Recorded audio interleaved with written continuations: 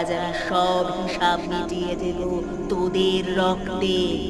এই গ্রাম মুক্তি পাবে তোদের থেকে। সাধু বাবার শক্তি আছে আমাদের কাছে, এখন আর আমরা তোকে ভয় পাইনি। সাধু, তোদের সাধু এক্ষুনি মরবে দেখ।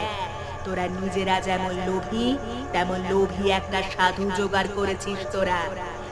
নিজে বাঁচতে পারবে না, আর তোদেরকে বাঁচাবে কি করে? উল্টে তোরাই মরবি এক্ষুনি। ছেড়ে দে, আমি ছেড়ে।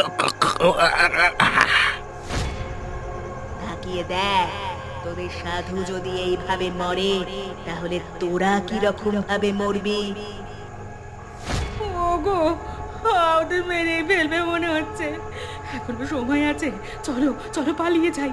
সাধু বাবাকে কিরকম ভাবে মারলো দেখলে? পালানো সব পথ যে বন্ধ হয়ে গেছে।